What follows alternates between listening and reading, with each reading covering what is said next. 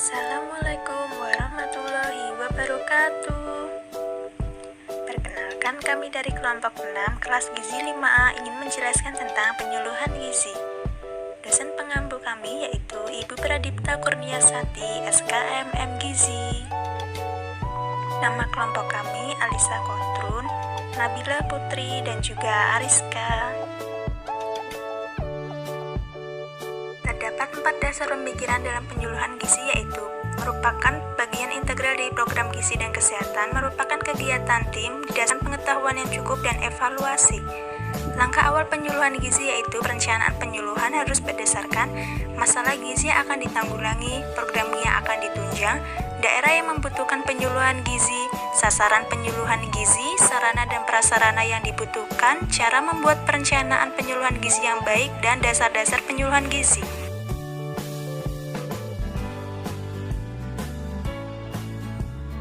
Sebelum merencanakan penyuluhan gizi, terdapat beberapa hal yang perlu dikondisikan agar menghasilkan penyuluhan gizi yang baik. Hal ini disebut dengan prakondisi penyuluhan gizi. Prakondisi penyuluhan ini terdiri menjadi 7 dan dapat disingkat PERDU 4P U.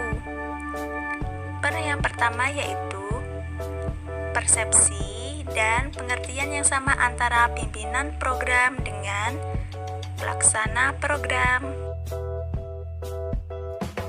Lalu yang kedua yaitu dukungan positif dari pimpinan program dan juga masyarakat. Lalu yang ketiga yaitu penyediaan anggaran.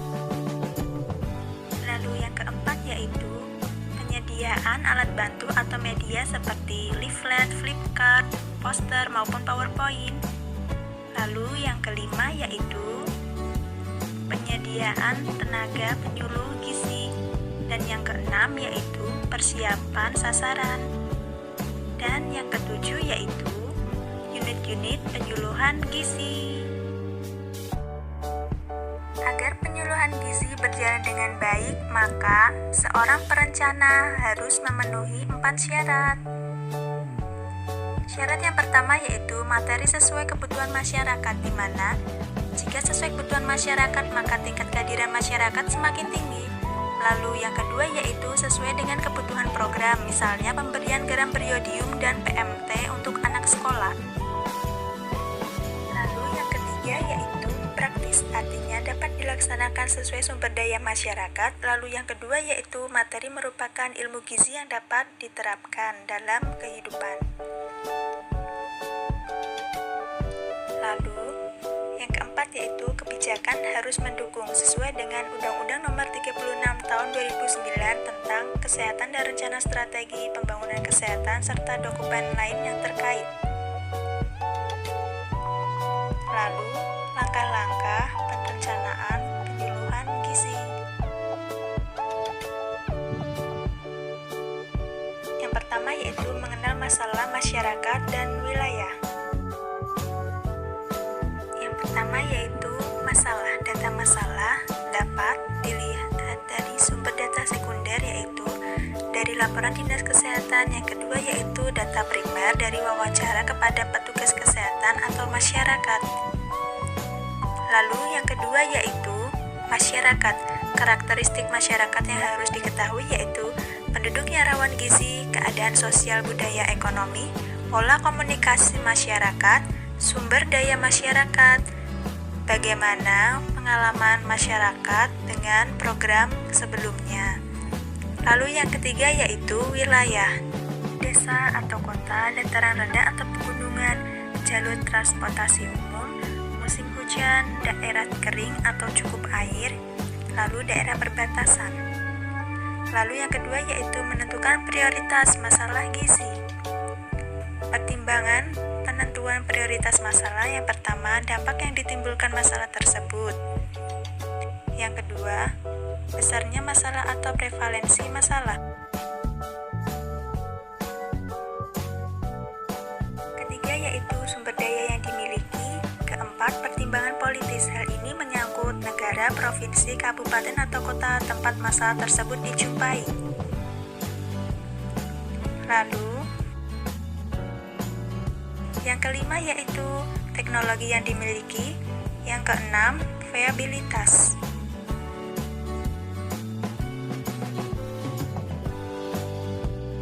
Yang ketiga yaitu menentukan tujuan penyuluhan gizi. Departemen Kesehatan Republik Indonesia tahun 1985 menyebutkan bahwa tujuan penyuluh gizi harus jelas, realistis, dan dapat diukur. Ditinjau dari unsur manajemen, tujuan harus bersifat SMART, S spesifik, M measurable, A achievable, R realistic, dan T time bound. Tujuan penyuluhan gizi dapat dilihat dari 3 sudut pandang. Yang pertama yaitu jangka panjang. Tujuannya yaitu tercapainya kesehatan masyarakat yang optimal. Lalu yang kedua yaitu jangka menengah. Tujuannya yaitu terciptanya perilaku sehat di bidang gizi. Lalu yang ketiga yaitu jangka pendek, yaitu terciptanya pengertian, sikap, dan norma positif di bidang gizi.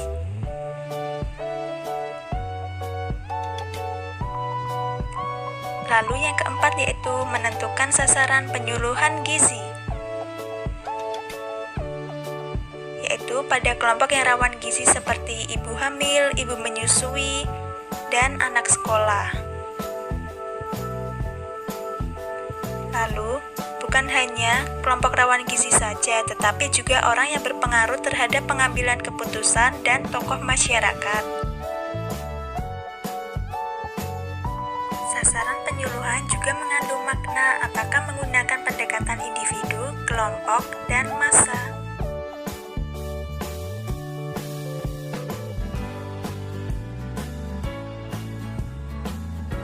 Lalu, yang kelima yaitu menentukan materi penyuluhan gizi. Materi yaitu harus berdasarkan pertimbangan utama. Lalu, pertimbangan lain yaitu sesuai dengan tujuan dan sasaran. Yang kedua yaitu sesuai dengan karakteristik wilayah dan tempat penyuluhan.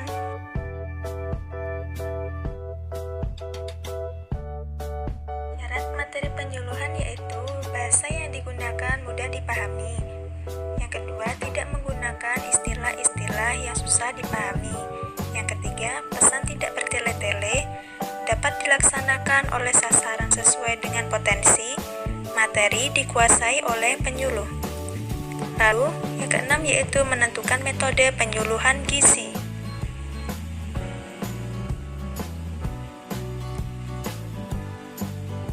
Perlu menggunakan lebih dari satu metode karena setiap metode memiliki kelebihan dan juga kekurangan masing-masing.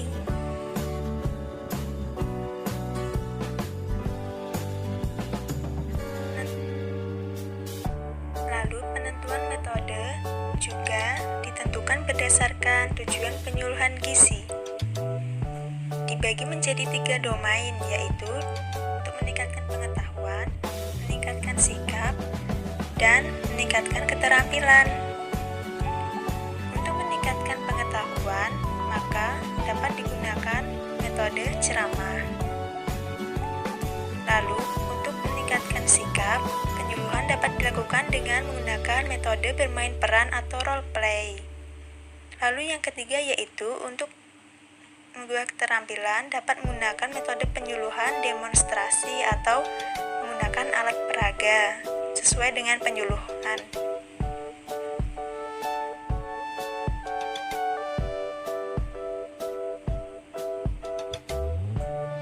Lalu yang ketujuh yaitu menentukan media penyuluhan gizi.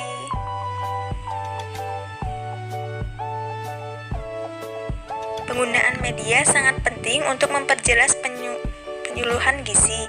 Media yang dimaksud yaitu alat, bahan, atau apapun yang dapat digunakan sebagai media penyampaian pesan dan memperjelas isi pesan. Dalam penentuan media terdapat 3 pedoman yang dapat digunakan yaitu kalau saya dengar, saya akan lupa, kalau saya lihat, saya akan ingat, dan kalau saya kerjakan, maka saya akan paham. Lalu, Yang kedelapan yaitu membuat rencana penilaian atau evaluasi. Terdapat beberapa hal yang perlu diperhatikan dalam perencanaan penilaian, yaitu yang pertama, apakah dalam tujuan sudah mencantumkan kapan, di mana, dan siapa sasaran yang akan dievaluasi. Yang kedua, apakah sudah mencantumkan indikator seperti berhasil, kurang, atau tidak berhasil. Lalu yang ketiga yaitu jenis kegiatan yang akan dievaluasi, metode dan instrumen yang akan digunakan, dan siapa petugas dan bagaimana persiapan petugas evaluasi. Yang keenam, sarana dan prasarana yang digunakan. Yang ketujuh, bagaimana rencana umpan balik hasil evaluasi penyuluhan gizi. Lalu yang kesembilan yaitu membuat rencana jadwal pelaksanaan. Untuk memudahkan pelaksanaan, maka perlu dibuat jadwal penyuluhan gizi. Masing-masing kegiatan dapat direncanakan, siapa petugas yang akan menyuluh, di mana tempat penyuluhan, apa materi penyuluhan, metode yang digunakan, alat peraga yang digunakan, dan siapa penanggung jawab kegiatan. Berikut gambaran konsep jadwal penyuluhan secara umum. Ada kolom nomor, lalu nama kegiatan, waktu dalam bulan, dan keterangan pada setiap kegiatan.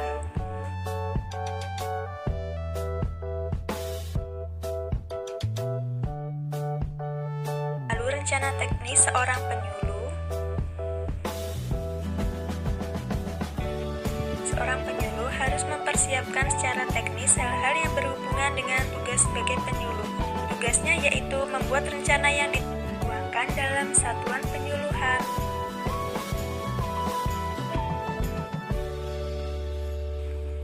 Isi satuan penyuluhan yaitu gambaran umum penyuluhan, tujuan, materi penyuluhan, proses, metode penyuluhan, peraga, evaluasi, dan kepustakaan.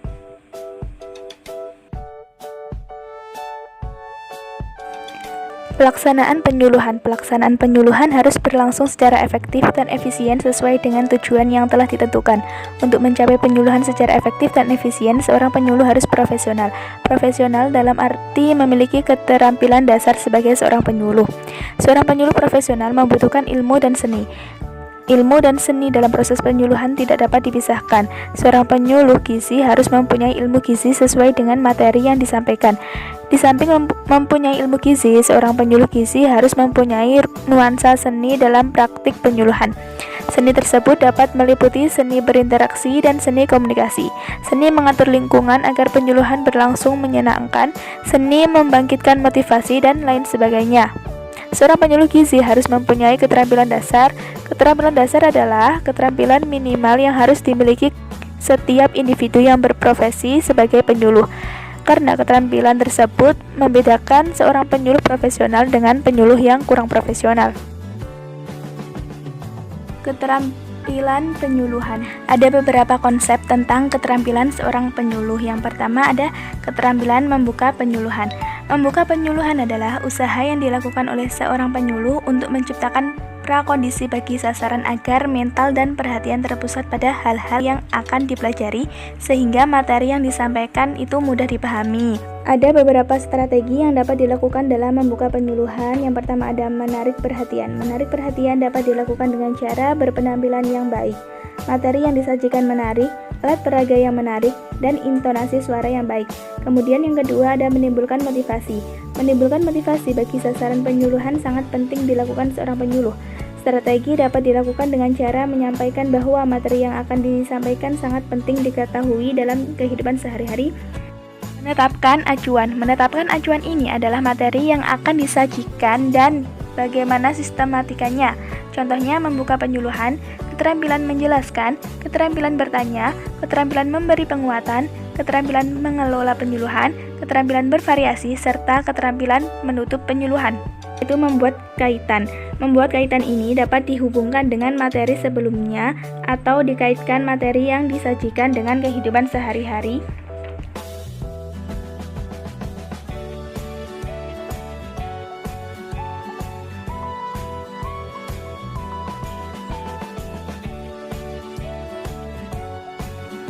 Ada beberapa tujuan yang ingin dicapai dalam membuka penyuluhan. Yang pertama ada menarik perhatian sasaran penyuluhan. Yang kedua ada menimbulkan motivasi sasaran penyuluhan. Dan yang ketiga ada memberikan acuan atau rambu-rambu yang akan dilakukan. Keterampilan menjelaskan. Ada beberapa strategi yang dapat dilakukan seorang penyuluh agar dapat menjelaskan dengan baik. Yang pertama, merencanakan penjelasan dengan baik sesuai dengan materi yang terdapat dalam satpel. Kemudian menyajikan penjelasan. Menyajikan penjelasan yaitu kejelasan dari penjelasan, penggunaan contoh, penekanan, dan umpan balik.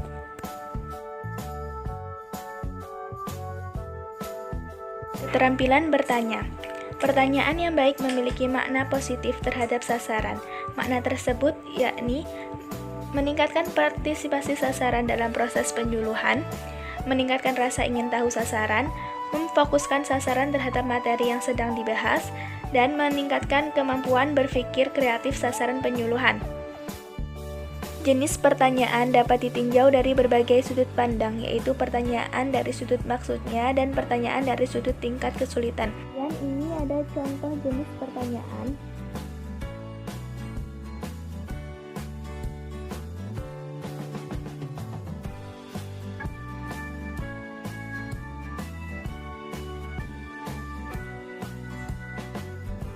Dalam penerapan keterampilan bertanya bagi seorang penyuluh, ada beberapa hal yang perlu menjadi perhatian khusus. Yang pertama, pertanyaan harus singkat dan jelas, kemudian pertanyaan diberi acuan, pertanyaan harus terpusat, pertanyaan digilir, kemudian memberi waktu cukup untuk berpikir, dan pemberian tuntutan. Keterampilan memberi penguatan. Penguatan adalah segala bentuk respon yang diberikan oleh seorang penyuluh atas tingkah laku yang dilakukan seseorang untuk memberikan dorongan yang positif. Itu ada dua. Yang pertama ada penguatan verbal dan penguatan non-verbal. Dalam penerapan keterampilan penguatan, seseorang penyuluh dapat melakukan hal-hal sebagai berikut, seperti penguatan verbal, penguatan dengan mimik, penguatan dengan sentuhan, penguatan dan kegiatan menyenangkan, penguatan dengan simbol atau benda, dan yang terakhir adalah penguatan dengan cara mendekati. Keterampilan mengelola penyuluhan. Keterampilan mengelola penyuluhan adalah keterampilan penyuluhan dalam menciptakan dan memelihara kondisi penyuluhan yang kondusif dan mengembalikannya apabila ada hal-hal yang mengganggu suasana penyuluhan. Dalam penerapan keterampilan mengelola penyuluhan ini ada beberapa hal yang perlu dilakukan. Yang pertama ada seorang penyuluh memiliki sikap yang tanggap, memberikan petunjuk yang jelas.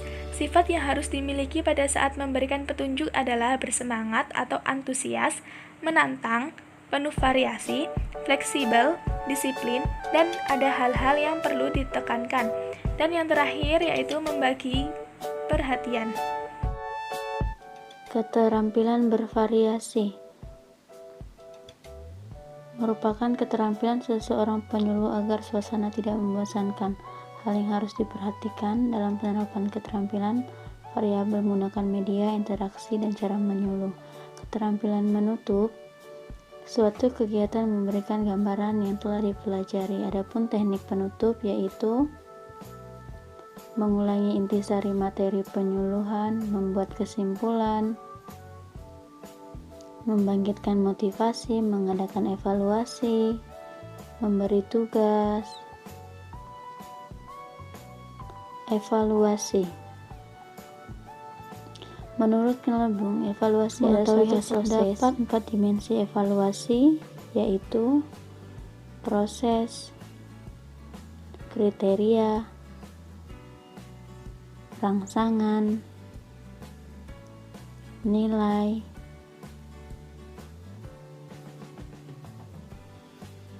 Jenis evaluasi yang pertama, proses dan semata dampak dan hasil. Tujuan evaluasi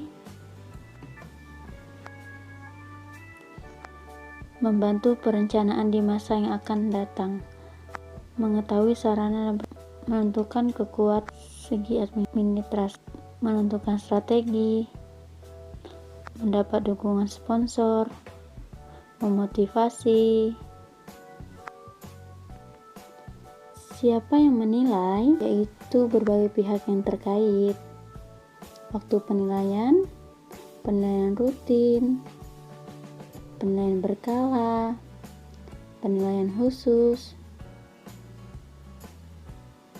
dan penilaian akhir. Apa yang dinilai? Input, proses, output, outcome, dan impact. Langkah-langkah penilaian diantaranya menentukan tujuan evaluasi, menentukan bagian program yang dievaluasi, mengumpulkan data awal, mempelajari tujuan program, menentukan tolak ukur, menentukan cara menilai alat penilaian dan sumber data, mengumpulkan data, mengolah dan menyimpulkan data, dan umpan balik.